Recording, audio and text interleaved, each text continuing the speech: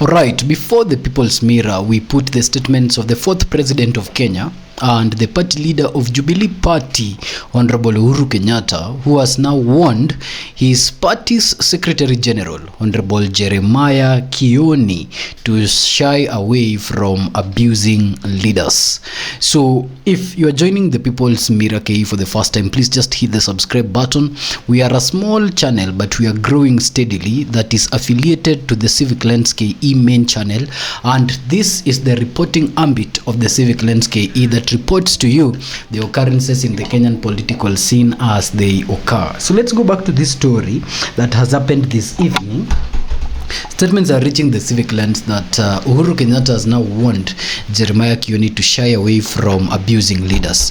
Of course, our founding reporting episode here at the People's Mirror was actually about Jeremiah Kioni and the statements that we felt like he was making towards the United Opposition generally that might have made their candidate uncomfortable in that setup. So as you know it, Jubilee Party is part of the United Opposition, not officially, but because the candidate that is likely to vie for presidency under the Jubilee ticket, Honorable Okengo Matiang'i, is part and parcel of the principles of the United Oppositions now. So until this time, the United Opposition has not single-handedly decided on who is going to be the flag bearer come 2027. But Jeremiah Kioni has hinted in a lot of interviews that if they do not give that opportunity to their candidate, Honorable Fred Matiang'i, then they will go alone in the 2027 general elections. Now, recently, in a TV interview also with Nation TV, he was also quoted making certain sentiments that perhaps people felt are not okay towards Rigathi Gachagua specifically as a member of that United Opposition. So his ultimatum, coupled by these statements that have not been okay, forms the basis of what now we are receiving as an information that President Uhuru Kenyatta has now warned him to shy away from abusing leaders. Now, we want to take a look at the statements of President Kenyatta before the Mirror in three angles. The first angle is President Kenyatta as an individual making that statement, and number two is whether or not that statement was made to make Matiang'i comfortable under the arrangement, and number three, whether or not the president, the fourth president of the Republic of Kenya, has now requested the Secretary General to tone down because he intends to work with Rigathi Gachagua. So the first one about Uhuru's personality. You see, Uhuru Kenyatta is celebrated as a very calm gentleman. He's called the gentleman of Kenyan politics. He shows up, he speaks his mind, and during the 10-year period that he was serving as the president of Kenya, he might have had his own difficulties in running his government and his own challenges with the people then, but he always came out as a very chilled guy, a very chilled president actually. And so now, after he has exited the presidential scene, is one of the most loved presidents that have exited the scene. And of course, because we don't have a lot to actually compare him to, because all our former presidents are dead except him, he receives the love as the former president who still steps into the scene. And so we saw that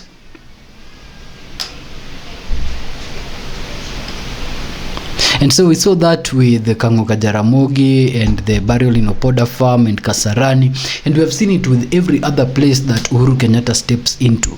So you would say that perhaps the warning is giving Jeremiah is coming from a gentleman point of view. He's telling Jeremiah to just tone down and let Kenyan politics play. Wacha watu wauze sere zao, wafanye kivyao venye wanataka, from the gentleman point of view that Uhuru Kenyatta as an individual is. And that's something that you can't downplay. Even if this was to fall in the rest of the two categories that we will also analyze, it primarily comes from the part that Uhuru Kenyatta is the gentleman of Kenyan politics. So now let's explore the second one.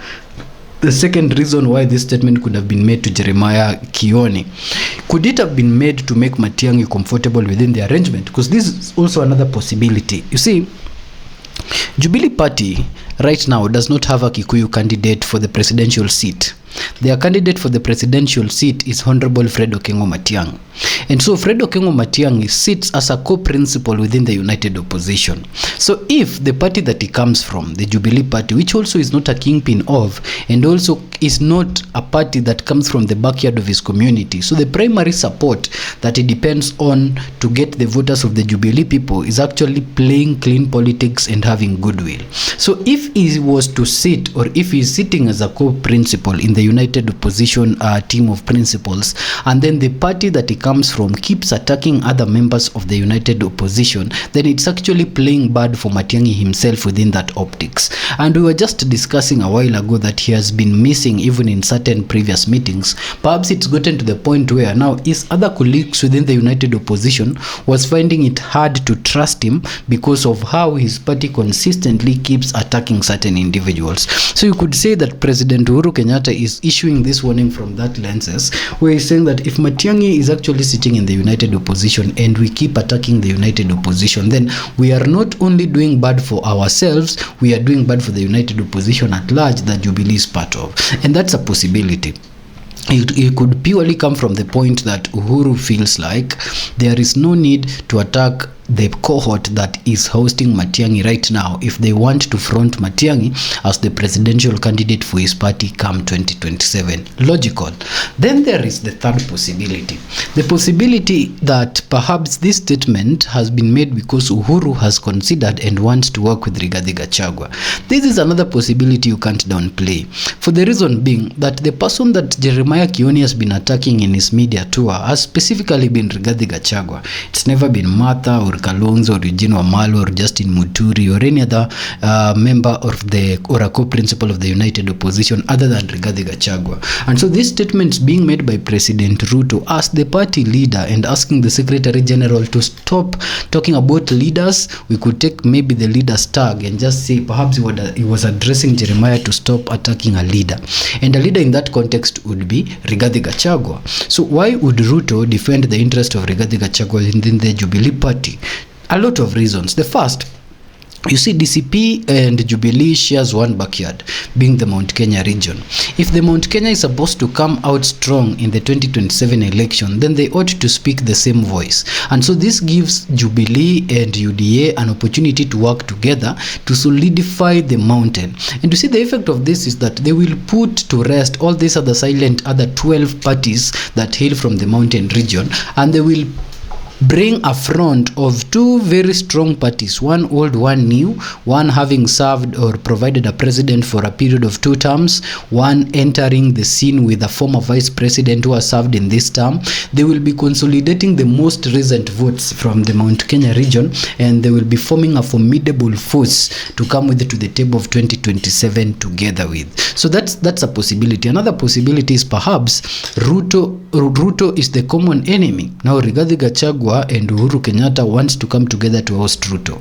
And this would make sense because at some time, this Jeremiah Kioni who is being attacked had said in a national television before that the common enemy is to do anything that will remove Ruto in one touch. So most likely, if Ruto is the common enemy, Uhuru Kenyatta has seen that the only way to oust Ruto, or Gachagua has also seen that the only way to oust Ruto is if they two work together. That way, they are going to arrive at a particular party dynamic position for both UDA and Jubilee, and they are going to solidify their base for 2027's election, and they will remove Ruto one touch. You see, the effect of this arrangement would only be one thing: the fact that the position of power arrangement on who becomes the flag bearer will also come from this arrangement, which most likely will put Kalonzo as the flag bearer and Okengo Matiang'i as the deputy president in that arrangement, and Rigathi Gachagua reserving a special position as a prime minister or a prime CS cabinet or whatever position of that they will create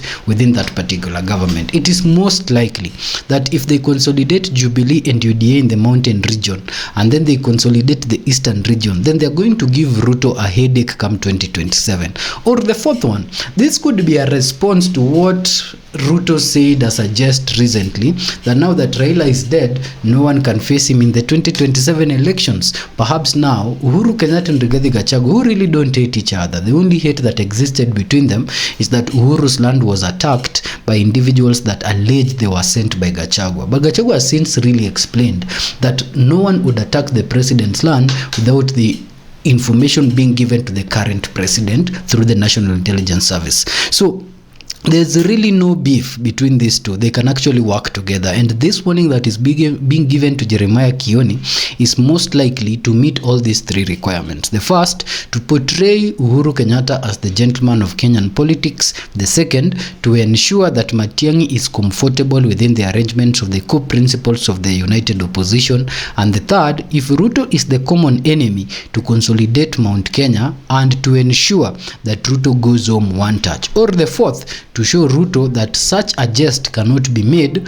when politicians like Uhuru Kenyatta are still alive, who can consolidate and sponsor the united opposition to oust him in power come 2027.